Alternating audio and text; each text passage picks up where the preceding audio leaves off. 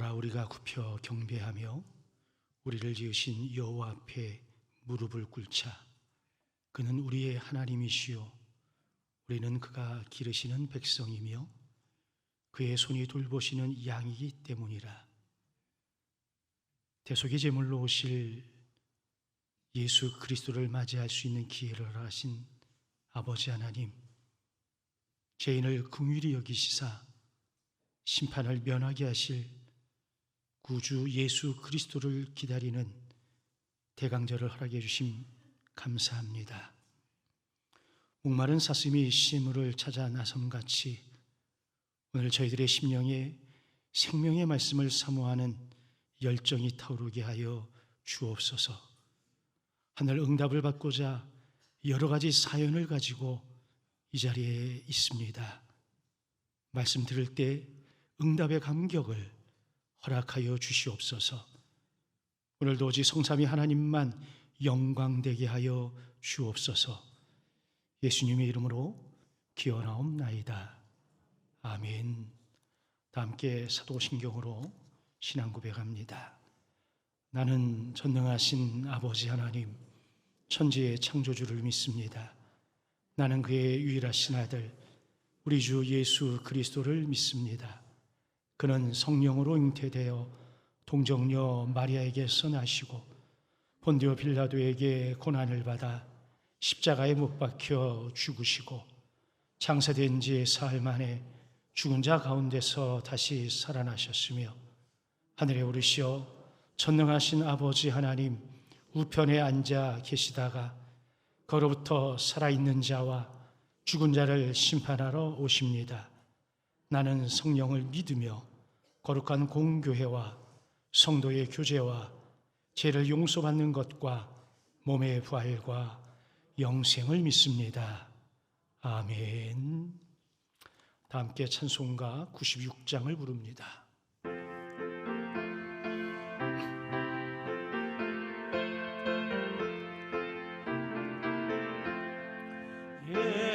예수님은 누구신가?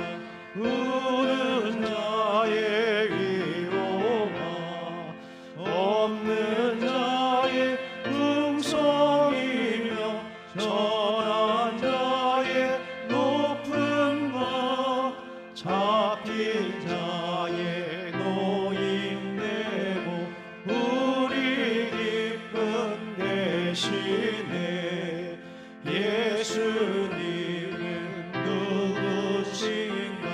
약한 자의 강함과 눈먼 자의 빛이시며 병든 자의 고침과 죽은 자의 부활되고 우리 생명 대신에 예수님은 누구신가?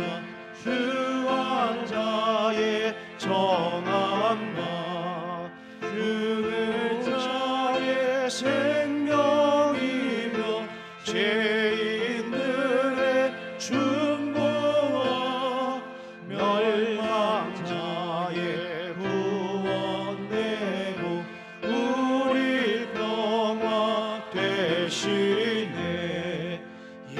예수님은 누구신가? 온 교회의 머리와 온 세상의 구주시며 모든 왕의 왕이요 심판하신 주님 되고 우리 영광 대신에. 다 함께 성시교독 116번 하겠습니다. 이새의 줄기에서 한 싹이 나며 그 뿌리에서 한 가지가 나서 결실할 것이요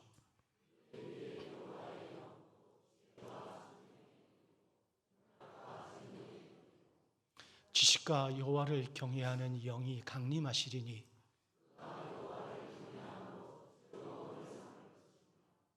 그의 눈에 보이는 대로 심판하지 아니하며 그의 귀에 들리는 대로 판단하지 아니하며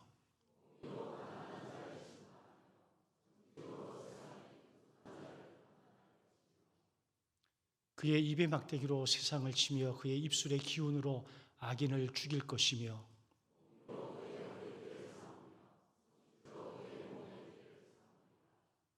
그때에 이리가 어린 양과 함께 살며 표범이 어린 염소와 함께 누우며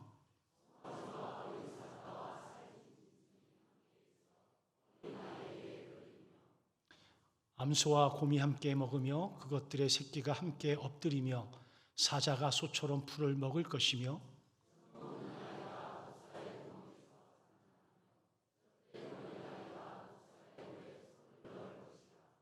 내 거룩한 산 모든 곳에서 해됨도 없고 상함도 없을 것이니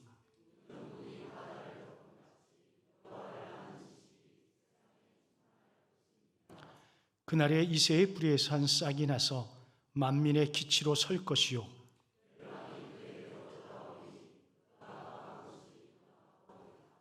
아멘.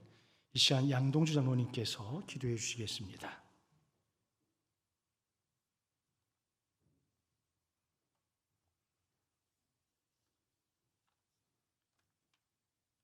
존귀와 영광 받으시기에 지극히 합당하신 하나님 아버지, 올 한 해 저희 삶을 붙들어 주시고 생명 지켜주셔서 오늘이 있음을 감사합니다.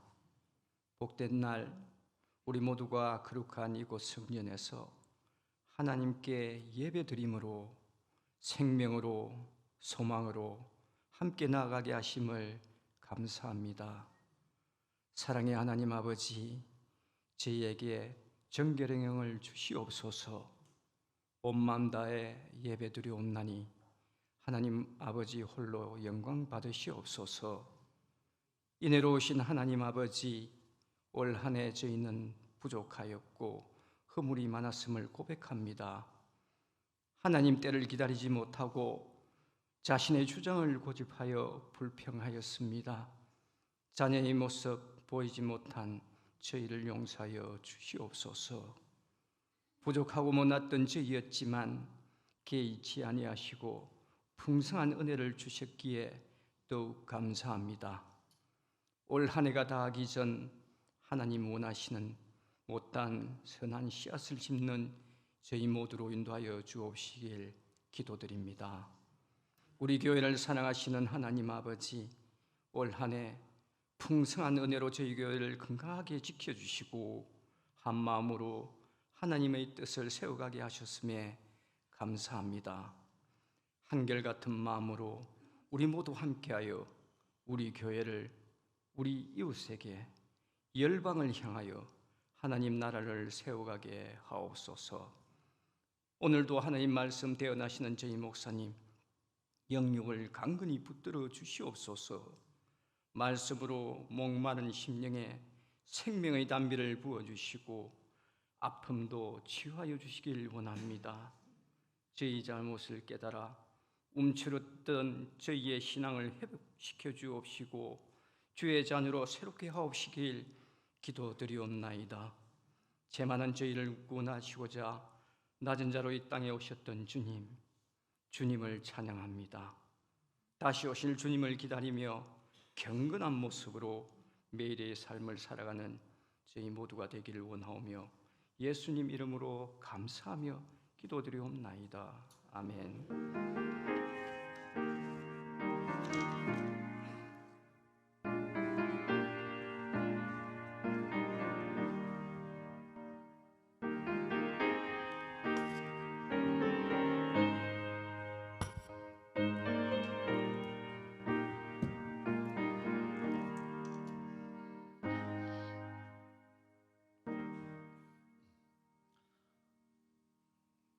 하나님의 말씀은 골로새서 2장 8절에서 19절 말씀까지입니다.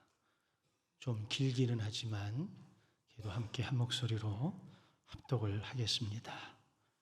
누가 철학과 헛된 속임수로 너희를 사로잡을까 주의하라. 이것은 사람의 전통과 세상의 초등학문을 따름이요 그리스도를 따름이 아니니라. 그 안에는 신성의 모든 충만이 육체로 거하시고 너희도 그 안에서 충만하여졌으니 그는 모든 통치자와 권세의 머리시라. 또 그 안에서 너희가 손으로 하지 아니한 할례를 받았으니 곧 육의 몸을 벗는 것이요 그리스도의 할례니라. 너희가 세례로 그리스도와 함께 장사되고 또 죽은 자들 가운데서 그를 일으키신 하나님의 역사를 믿음으로 말미암아 그 안에서 함께 일으키심을 받았느니라.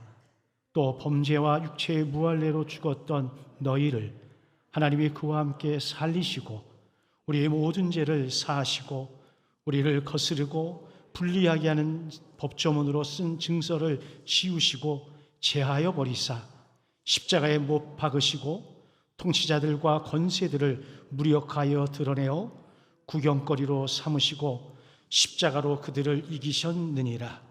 그러므로 먹고 마시는 것과 절기나 초하루나 안식일을 이유로 누구든지 너희를 비판하지 못하게 하라. 이것들은 장래일의 그림자이나 몸은 그리스도의 것이니라. 아무도 꾸며낸 겸손과 천산 숭배를 이유로 너희를 정죄하지 못하게 하라. 그가 그 본 곳에 의지하여 그 육신의 생각을 따라 헛되이 과장하고 머리를 붙들지 아니하는지라.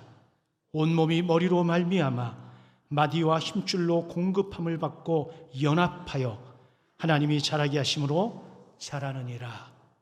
아멘. 봉헌 찬송 540장을 부르면서 봉헌하겠습니다.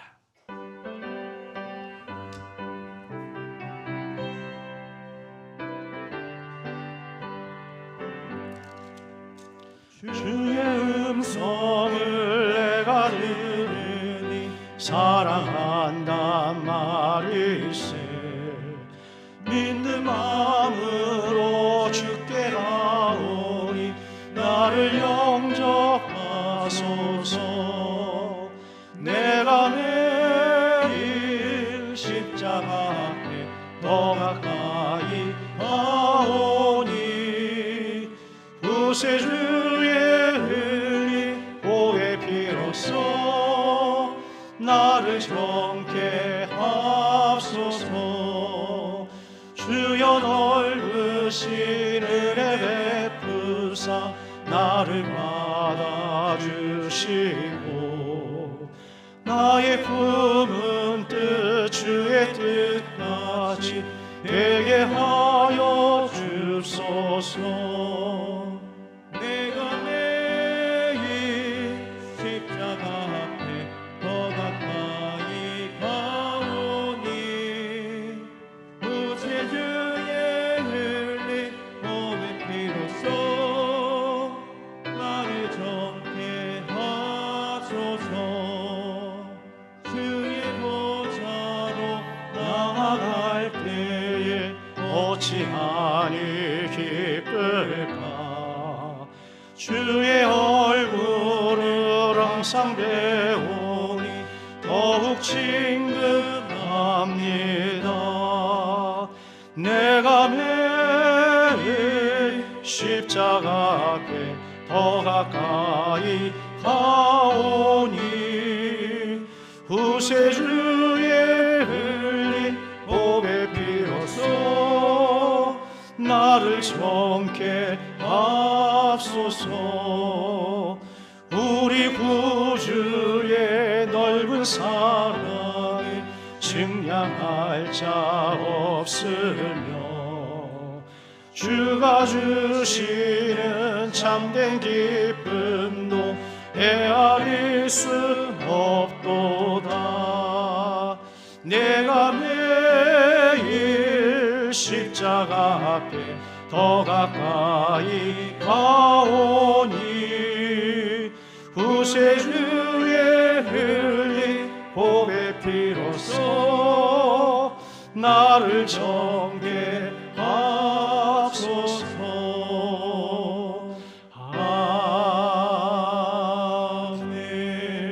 아멘. 드리신 예물 위해서 기도합니다. 날마다 감사하는 마음으로 하나님 앞에 예물 드리게 하심을 감사합니다.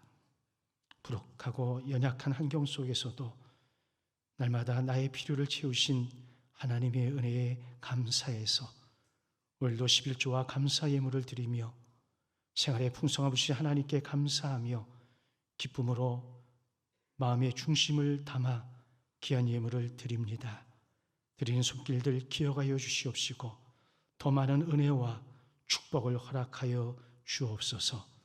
드려진 예물이 쓰이는 곳마다 하나님의 은총과 하나님의 기적이 일어나게 하옵소서.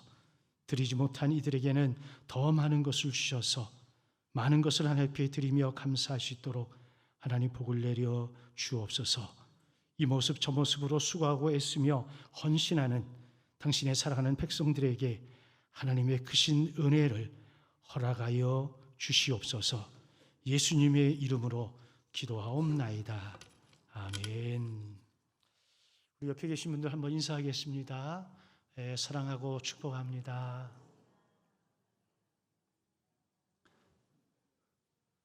교회 소식을 전하기 전에 지난번에 제가 말씀을 드린 대로 저희 교회가 사순절 금식원금을 모아서 필리핀의 한인 목회자를 섬겼는데 CTS에 잠깐 뉴스로 소개가 되어져서 잠깐 영상을 보도록 하겠습니다.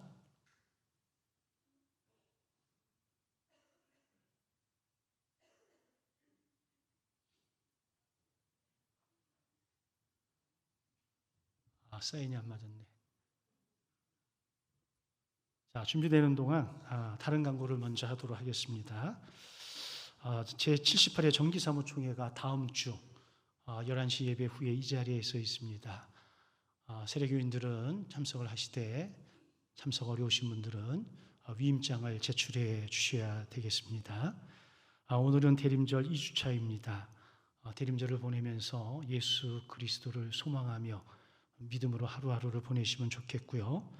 후반기 교육 프로그램 은혜 가운데 잘 마쳤는데 도움 주신 분들, 참여하신 분들께 감사의 인사를 드립니다. 오늘 오후 1시에 당회로 모입니다. 그룹 1에서 모이겠습니다. 우리 강유 안수집사님 부친께서 소청을 하셔서 장례를 잘 치러서 감사하는 마음으로 떡을 준비했는데 예배 후에 떡을 받아가시면 되겠고 좀 위로를 해주시면 고맙겠습니다. 저희 교회에 새로 전사님이 부임을 하시게 됩니다. 화요일 날 이사를 오고 다음 주일에 부임 인사를 하겠습니다. 위에서 기도해 주시고요.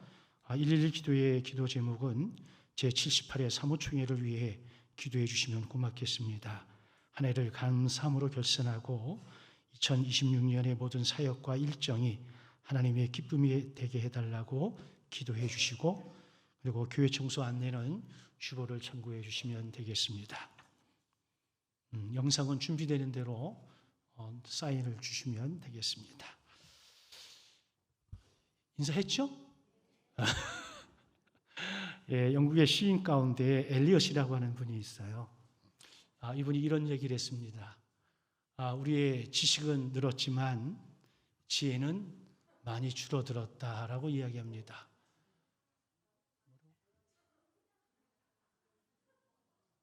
찬양. 죄송합니다. 저 영상 때문에 꼬여가지고. 예?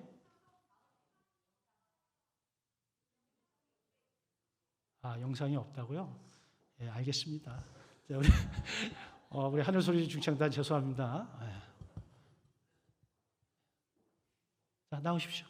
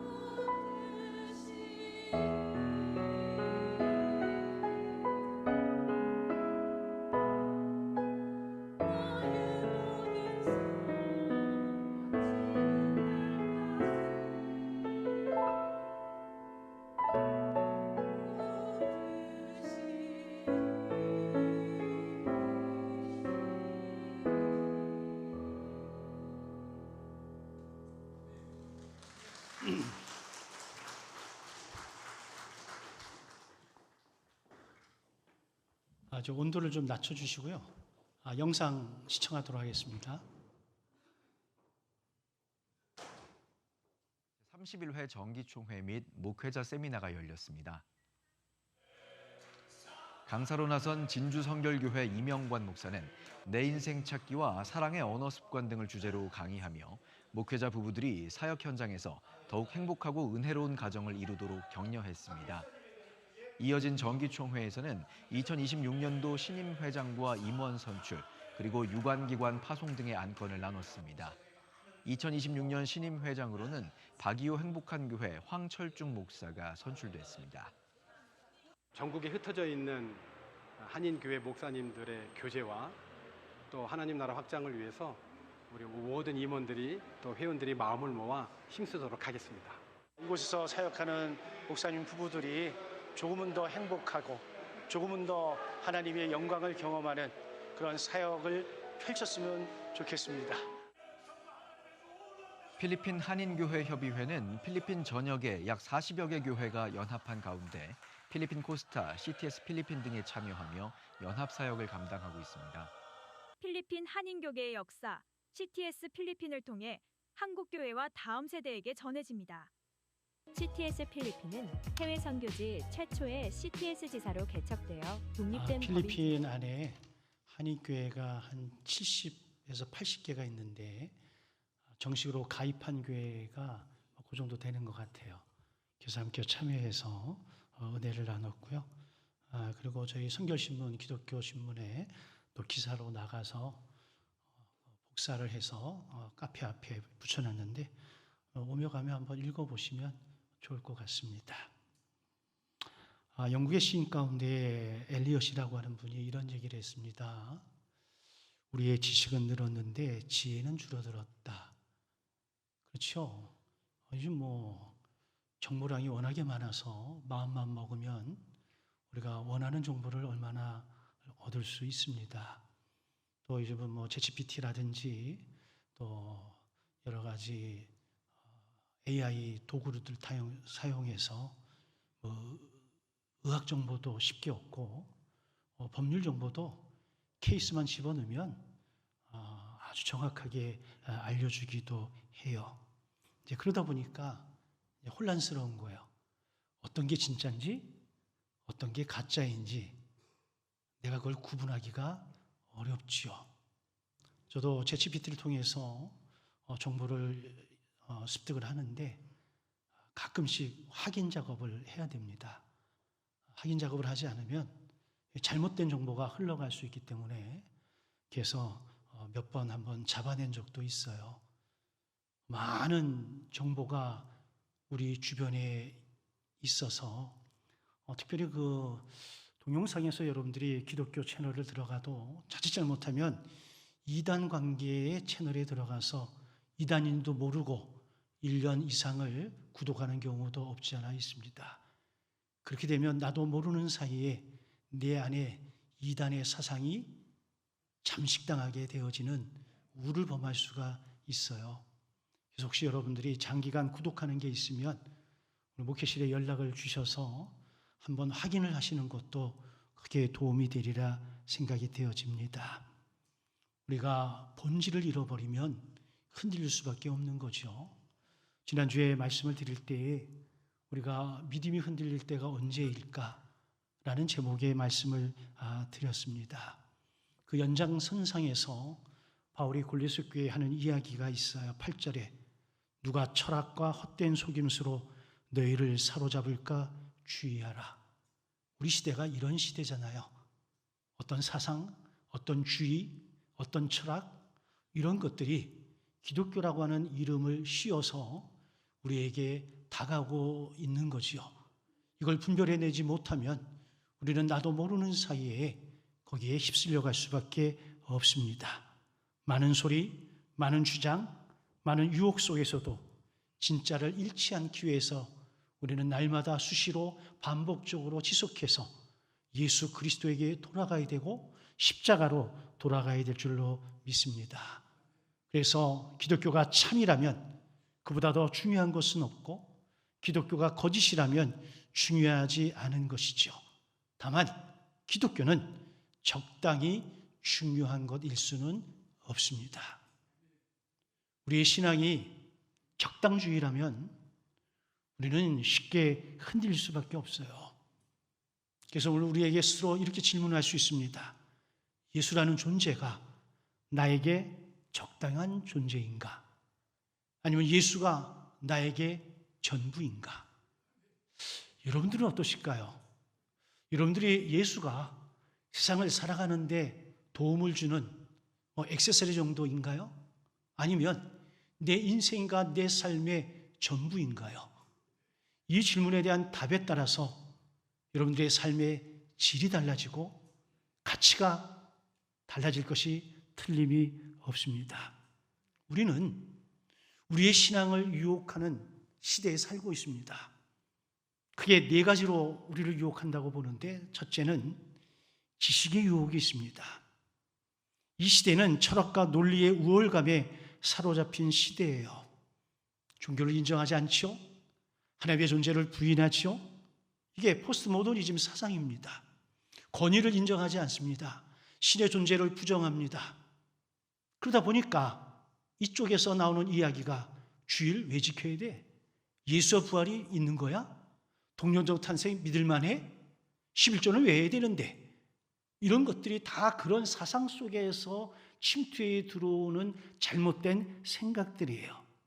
근데 사람들이 거기에 현혹하고 넘어가서 거기에 부안해동하는 경우가 너무 많다는 거예요. 지적이고 철학적이고 이러고 들어오니까 그게 진리인 것처럼 여기는 우를 범하고 있다라고 하는 겁니다. 그러나 여러분, 철학이, 어떤 신학의 지식이 신학의 본질을 대신할 수는 없습니다. 칼바르트라고 하는 아주 유명한 신학자가 이런 고백을 했습니다. 내가 아는 모든 신학을 한 문장으로 요약을 한다면 예수 loves me, this I know라고 했어요. 예수님이 나를 사랑하신다는 건 내가 압니다. 이게 모든 신학의 핵심이라는 거예요.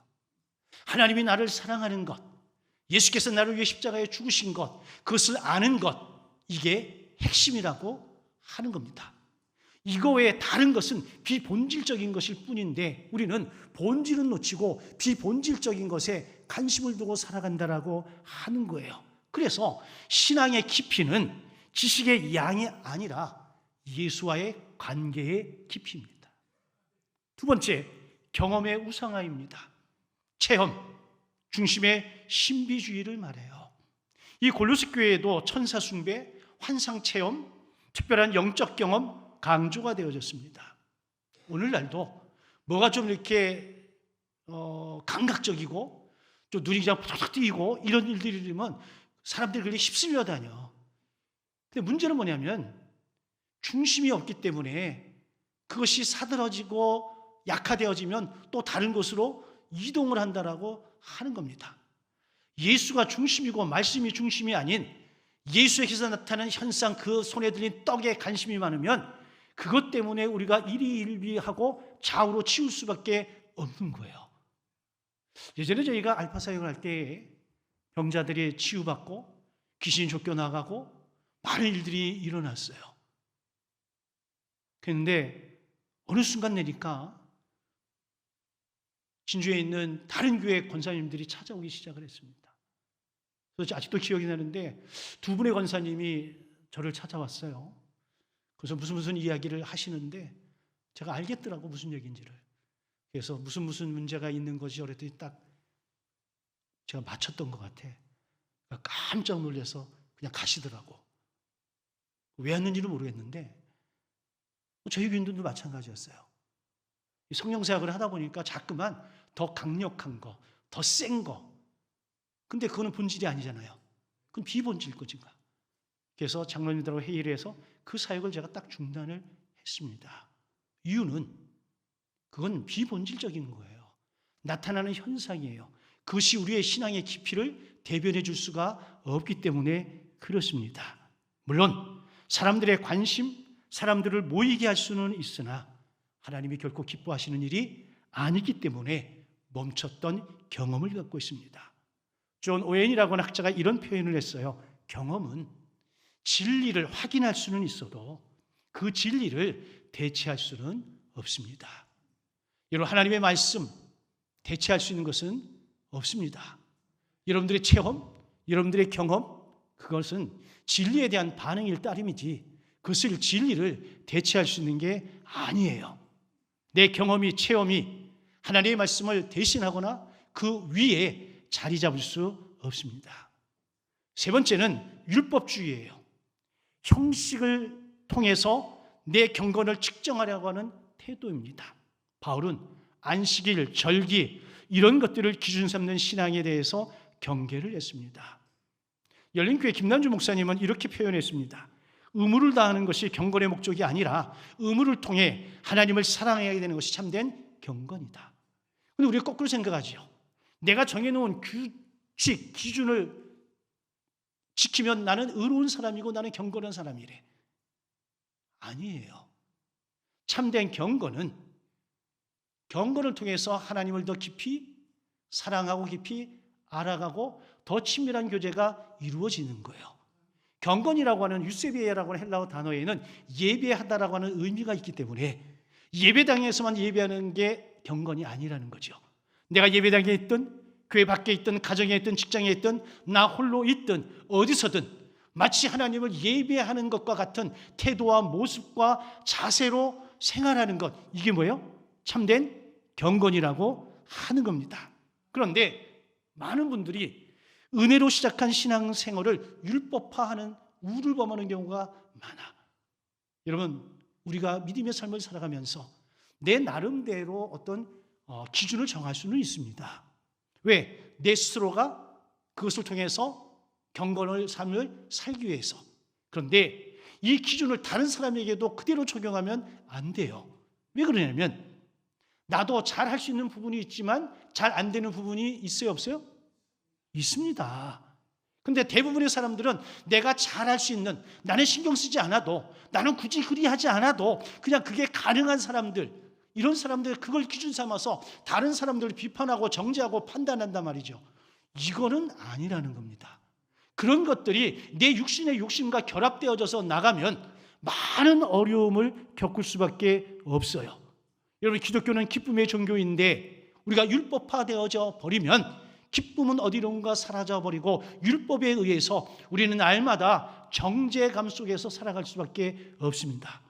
예수가 십자가의 죽으심으로 말미암아 자유함을 주었음에도 불구하고 우리 스스로가 율법을 만들어 죄에 빠져들어갈 이유는 없는 거죠. 네 번째, 자기 중심적 영성입니다. 다른 말로 하면 자기 의에 사로잡힌 사람들이 너무 많다는 거예요. 내가 영광을 받고 싶어하는 마음을 이야기합니다. 나를 이렇게 서운하게 해? 내 말을 안 들어? 나를 이 정도밖에 대우 안 해?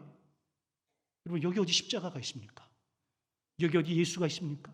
누구밖에 없어요? 나라는 존재밖에 없는 거지요. 그러니 교만해지는 거예요. 비교하는 거예요. 인정의 갈망이 나를 짓누르도록 만드는 거예요. 그래서 실제로 믿음을 가지고 살아가는 우리 그리스도인들을 흔드는 것은 다른 사람도 외부적 환경도 아니에요. 내 마음에 숨겨진 욕망 때문입니다. 혹시 여러분들이 믿음의 삶을 살아가면서 믿음이 흔들리거나 믿음에 서지 못하거나 자꾸만 이런 흔들리는 것이 있으면 우리는 본능적으로 외부에서 그 이유를 찾죠. 탓하기 위해서. 왜? 그래, 내가 편하니까. 근데 여러분, 사단의 속임수야. 속으면 안 돼. 결국은 누구 때문이에요? 내 안에 있는 욕심과 욕망 때문이에요. 그래서 이렇게 말할 수 있어요. 그리스도를 놓치면 다 놓치는 거예요. 예수를 잃으면 전부를 잃는 거예요. 물어볼까요?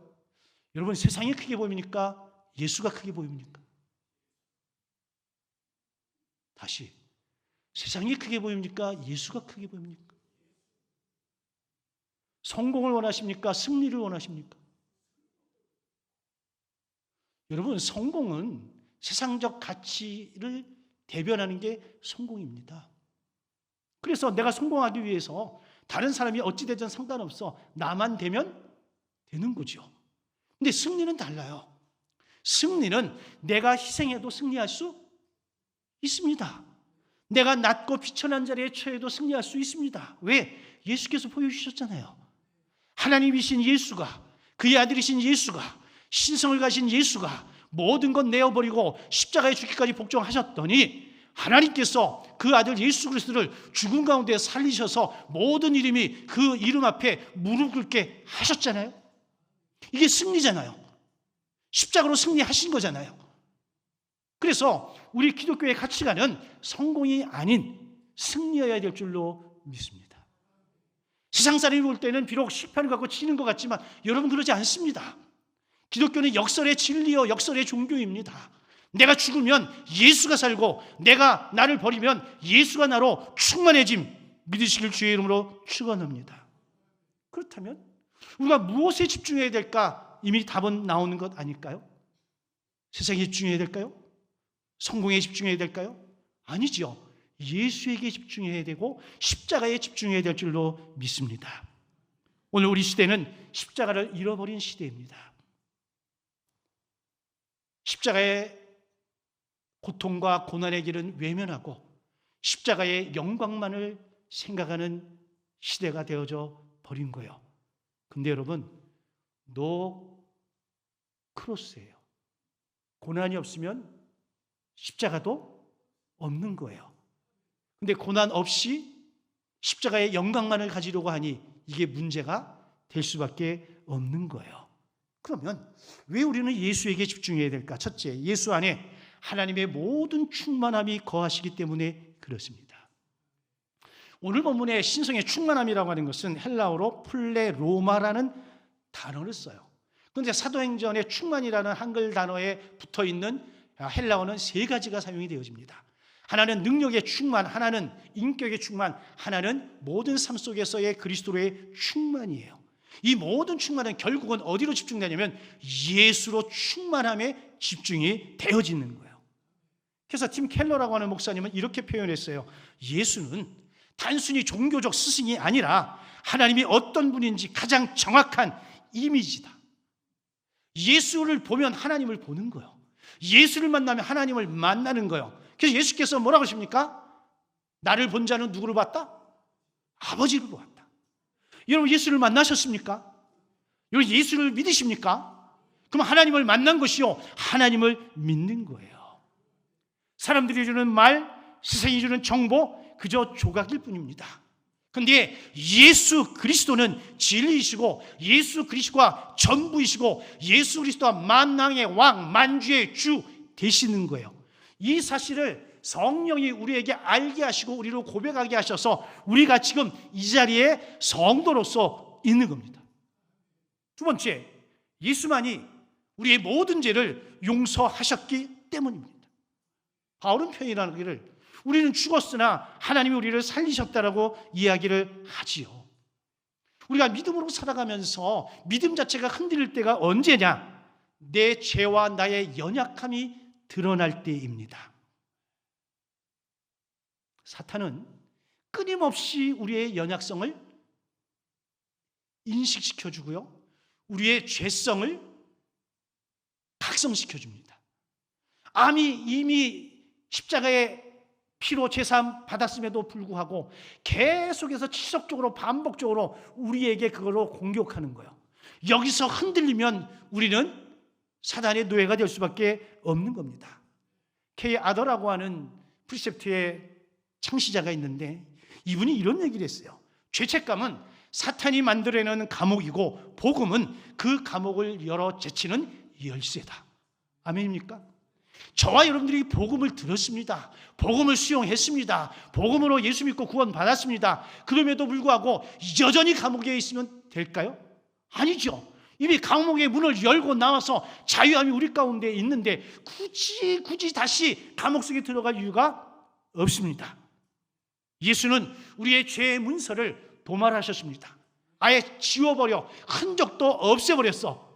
근데 사단은 자꾸만 끄집어내서 옛날을 기억하게 하고 그 기억 속에서 나로 힘들게 하고 정죄를 하는 거예요. 그러다 보니까 자꾸만 어디로 끌려가? 사단에게로 끌려가는 것 아니겠습니까?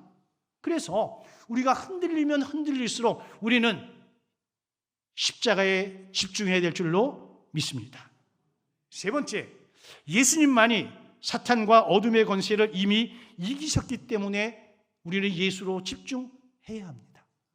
오늘 본문에 봤더니 통치자들과 권세들을 무력화했다라고 표현을 하지요.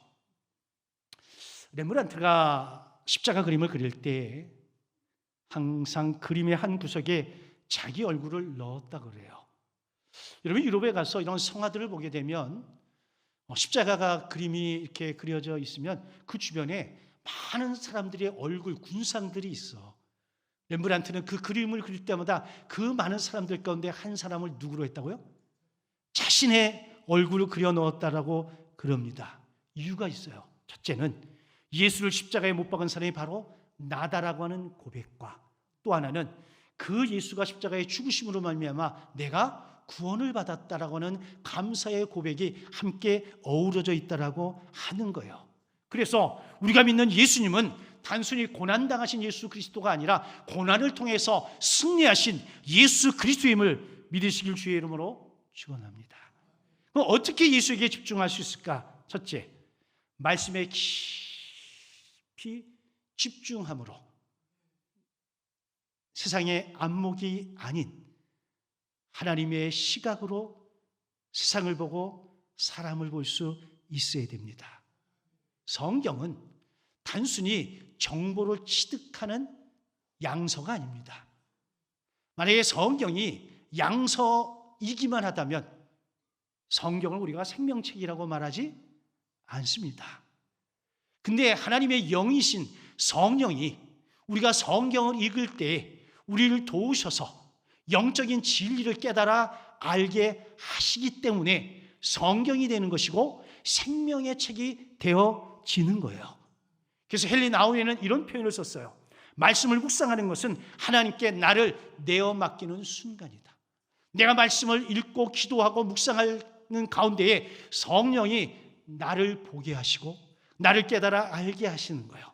그래서 성경을 읽고 묵상할 때에 성찰이 가능해지는 것이고 진정한 의미에서 회개가 가능해지는 거예요. 아니, 성경은 내가 있는데 성경이 나를 읽고 있고 성경을 연구하는데 성경이 나를 연구해서 나 자신을 알게 만들어 주니 내가 그 하나님 말씀 앞에 자복하고 회개하고 성찰하며 나가는 것 아니겠어요? 이때 우리는 말씀을 통해서 예수를 만나는 것이고 말씀을 통해서 영적인 체험을 하는 거예요. 그래서 매일 5분이든 10분이든 15분이든 시간을 정해 놓고 하나님 말씀 앞에 서셔야 됩니다. 우리의 영혼의 닻을 하나님의 말씀에 내려야 돼. 앵커링이라고 그러죠. 앵커가 뭐예요? 닻이야. 닻을 앵커링한다, 내리다. 어디에? 변화무쌍한 세상에? 하루에도 12번씩 변하는 내 마음속에? 아닙니다.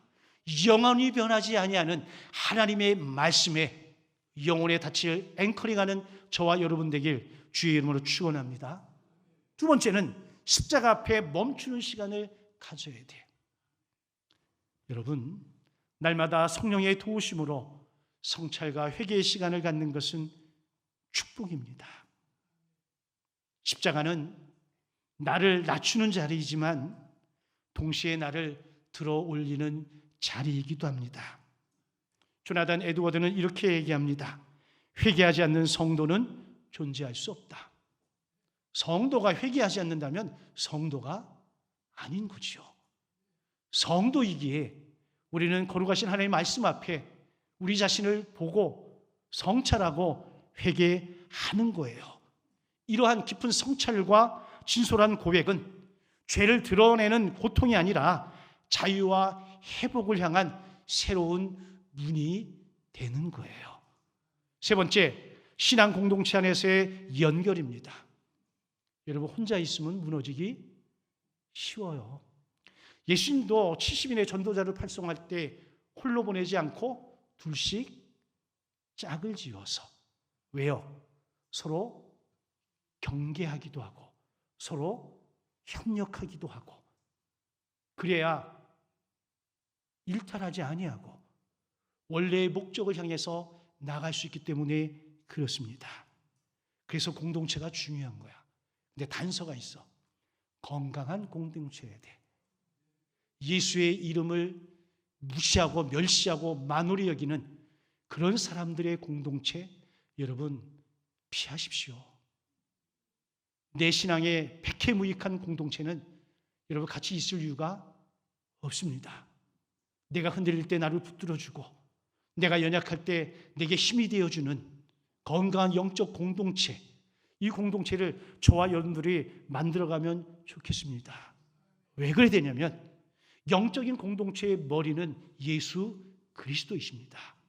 머리 대신 예수 그리스도와 연결이 끊어지면 그 몸은 살아있으나 죽은 것과 다를 바 없기 때문에 그렇습니다.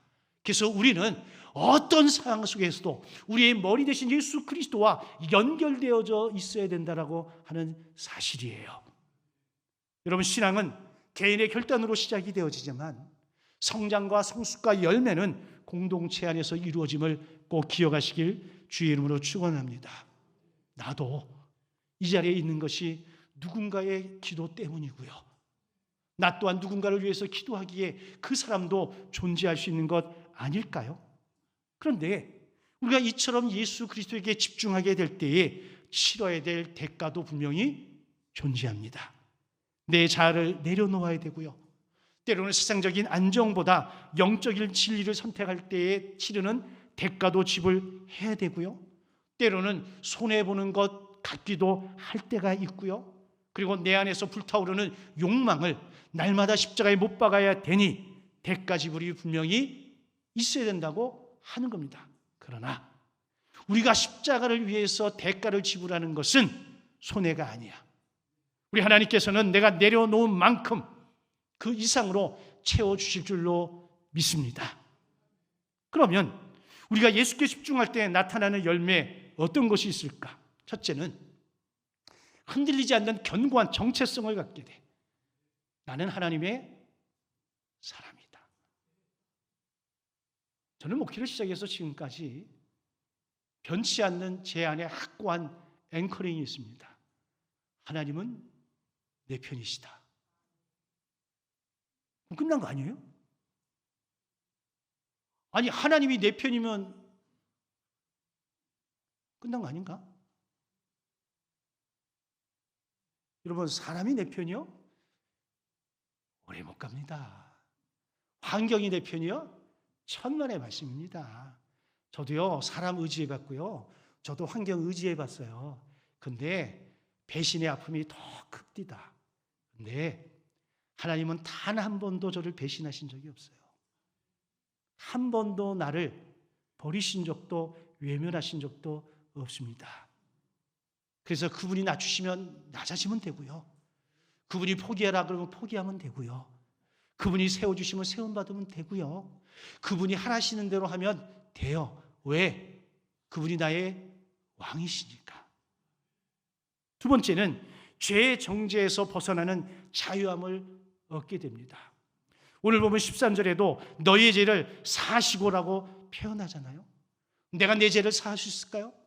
내가 누군가의 죄를 내가 사하노라 될까요? 아니죠. 예수만이 우리의 죄를 사할 수 있는데 우리의 죄를 이미 사해 주셨어요. 그러니 우리는 예수님께 집중할 수밖에 없는 거예요. 그럴 때 세 번째, 승리의 확신을 갖게 되는 거예요. 어둠이 나를 흔들어도 그리스도는 이미 그 통치자들을 무력화시킨 거예요. 여러분, 우리를 공격해 들어오는 많은 세력들이 있을 수 있습니다. 나랑 가장 가까운 가족이 될 수도 있고요. 직장 상사가 될 수도 있고요. 내 주변에 나를 도운 동역자가 될 수도 있습니다. 그 어떤 사람이라도 나를 영적으로 공격해 올 수 있습니다. 왜? 우리는 세상에 속해 살아가기 때문에, 세상의 문화와 가치 속에 살아가기 때문에 나와 조금은 다른 사람들이 있거든요. 그럴 때 여러분 염려하지 마세요. 그럴 때 두려워하지 마세요. 오히려 그럴 때 예수로 집중하시길 주의 이름으로 축원합니다. 그러면 비로소 우리는 감사가 넘치는 삶을 살 수가 있습니다. 참된 신앙은 감사 열매를 맺게끔 되어져 있습니다. 빌립보서 1장 6절에 봤더니 바울이 이렇게 고백하네요. 그리스도께서 시작하신 일을 그가 이루실 것을 믿는다라고 이야기합니다. 여러분, 예수의 은혜로 시작했습니다. 예수의 은혜로 살다가 예수의 은혜로 마감하는 삶이 우리의 삶이 되어지길 주의 이름으로 축원합니다. 그래서 이제 다시 우리는 흐트러진 초점을 예수께 맞춰야 될 줄로 믿습니다. 바울은 그래서 골로새교회 성도들에게 누가 너희를 교묘한 말로 속이지 못하게 하라.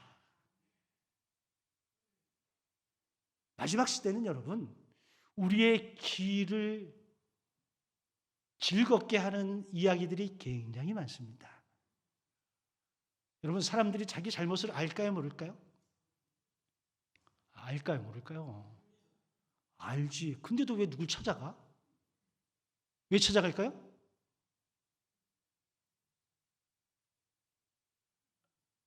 안 가보셨어요? 저를 찾아오시는 분들도 꽤나 많습니다. 그럼 그분들이 몰라서 찾아왔을까? 아니죠. 제가 동조해 주기를 원했겠죠. 근데 제가 목사인데 아닌 것에 대해서 동조하기는 참 어렵죠. 그러니 그런 이유로는 저 찾아오시면 안 돼. 그는 목사를 시험하는 거고 목사를 흔드는 거고, 여러분, 제가 하나님 앞에서 올바른 판단을 할 수 있도록 도와주는 것이 여러분들이 할 일이지, 여러분들의 감정 처리를 위해서 저를 찾아와서 이러쿵저러쿵 해버리면 제가 어떻게 해? 그런데도 감사한 것은 그 찾아오신 모든 분들이 하나같이 제가 이러저렇게 이야기를 하면 그래도 그걸 수용해 주셨다는 것에 대해서 저는 참 감사하고 우리 교회가 그래서 건강한 교회라고 생각을 합니다. 저도 여러분 목회를 하면서 제가 하나님 앞에 스스로 중심 잡는 게 그리 쉬운 일은 아닙니다. 저도 날마다 나를 십자가에 못 박는 삶을 통해서 제가 하나님 앞에서 바른 판단을 하기 위해서 저도 나름대로 애쓰고 노력하며 날마다 무릎 꿇어 하나님 앞에 물어보는 거예요. 왜? 그러지 않으면 나도 교묘한 속임수에 속아 넘어갈 수 있기 때문에 그렇습니다. 아니, 달콤한 소리에 안 넘어갈 인생이 어디 있겠어? 다 넘어가지. 예? 여러분, 속지 않는 방법은 한 가지가 있어. 예수를 깊이 아는 것, 예수를 더 가까이 느끼는 것, 예수 그리스도 안에 나를 온전히 맡기는 것, 예수로 충만한 것.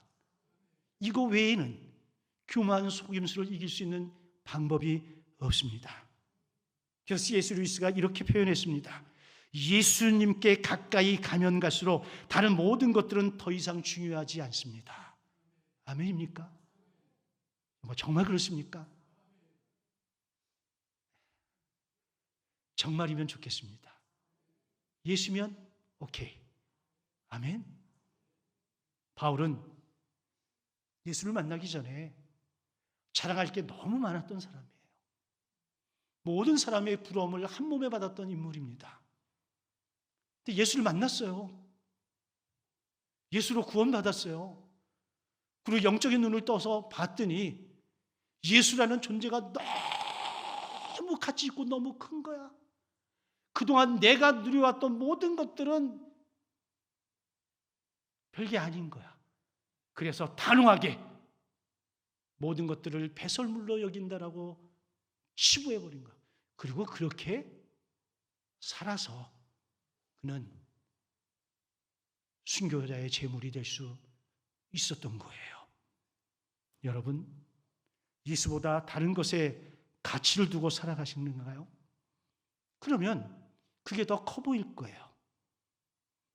여러분들의 지금의 상황 속에서 여러분들을 사로잡고 있는 것, 여러분들 눈에 크게 보이는 것, 관심이 집중되어져 있는 것, 그것이 예수가 아니라면 우리는 예수로 충만한 자가 아닌 거지요. 근데 바울처럼 예수로 충만하면 예수만 보입니다. 예수 앞에서 낮아지고 겸손해지고 자신을 비울 수 있습니다. 그러나 그렇지 않으면 우리 안에 나의 욕심과 자기 우상화로 가득 차게 될 거예요. 그 안에 은혜도 없습니다. 사랑도 없습니다. 오직 자기 충만으로 가득할 거예요. 사랑하는 성도 여러분, 이제 우리는 다시 고백해야 합니다. 따라 하실래요? 예수가 나의 왕이십니다. 나는 예수로 충만하고 싶습니다. 나는 예수로 승리하고 싶습니다. 대강절을 보내는 이 시기에 그 무엇이 아닌 예수로 충만하고 또 예수로 충만해서 예수의 이름으로 승리하는 우리 모두가 되어지시길 주의 이름으로 축원합니다. 아멘. 우리 함께 찬양하고 기도하겠습니다.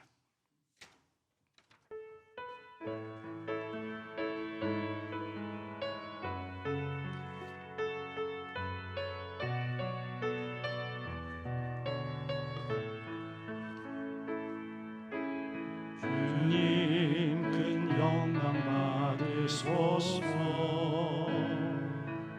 홀로 찬양 받으소서.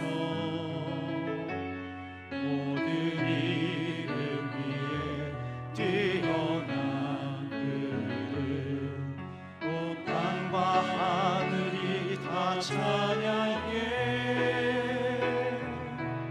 겸손하게 우리 무릎 꿇고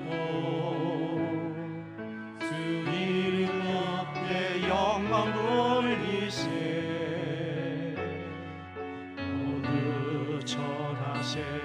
독생자 예수 주님께 찬양 드리리. 모든 영광과 존귀와 능력 받으소서. 받으소서. 존귀와 능력 받으소서. 받으소서. 그리스도 살아계신 하나님. 다 같이 한 목소리로 기도합니다. 거룩하신 아버지 하나님, 감사합니다. 날마다 예수로 충만한 우리가 되게 하여 주옵소서.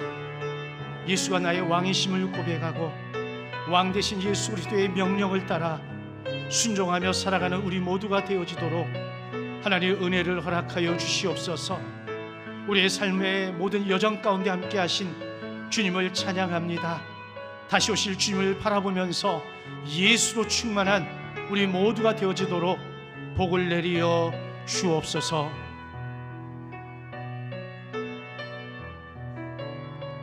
예수님의 이름으로 기도하옵나이다. 아멘. 찬송가 1장 부르고 축도로 예배를 마치겠습니다.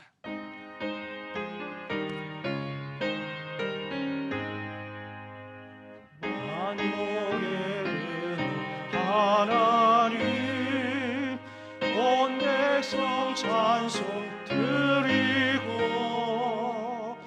천사여 찬송하세. 찬송 성부 성자 성령